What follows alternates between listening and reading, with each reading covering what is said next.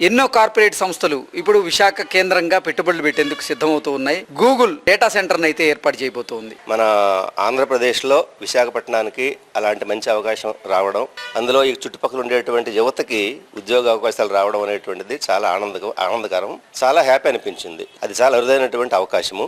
ఇది మనకి కేంద్ర ప్రభుత్వము అలాగే రాష్ట్ర ప్రభుత్వం యొక్క కృషి వల్ల, వాళ్ళ యొక్క పట్టుదల వల్ల మన మీద ఉండేటువంటి ఒక మంచి అభిప్రాయంతో కేంద్ర ప్రభుత్వం మనకి ఇలాంటి అవకాశాలు ఇస్తుంది. ఇది చాలా మంచి అవకాశము. విశాఖపట్నం యొక్క రూపురేఖలు మారేటువంటి గొప్ప అవకాశం ఇది. చాలా మార్పులు వస్తాయి భావి జీవితంలో. విశాఖ కేంద్రంగా ఎన్నో సాఫ్ట్వేర్ కంపెనీలు పెట్టుబడులు పెట్టడం, గూగుల్ అలాగే టీసీఎస్ లాంటి సంస్థలు ఇక్కడ డేటా సెంటర్లను ఏర్పాటు చేయడం, సిఫీ లాంటి సంస్థ కూడా ఇక్కడ పెట్టుబడులు పెట్టి డేటా సెంటర్లను ఏర్పాటు చేస్తున్న నేపథ్యంలో నిజంగా తల్లిదండ్రులకి దగ్గరగా ఉండే విద్యార్థులు లేదా ఎవరైతే జాబ్ కోసం ప్రయత్నం చేస్తున్న వాళ్ళు ఉంటారో వారికి ఇక్కడ అవకాశాలు ఉంటాయి కదా, ఎలా అనిపిస్తుంది? అదేనండి, ఇప్పుడు పిల్లలు దూరంగా వెళ్ళిపోవడం తల్లిదండ్రులకు చాలా బాధాకరం. పిల్లల దగ్గర ఉంటే బాగుంటుంది.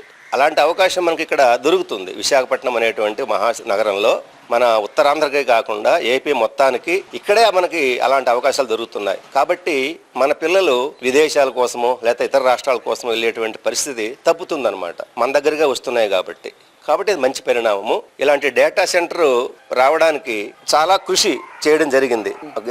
కూటమి ప్రభుత్వం కానీ కేంద్ర ప్రభుత్వం కానీ అలాంటి అవకాశం ఏపీకి వచ్చింది కాబట్టి అది మనకి అదృష్టమనే భావించాలండి.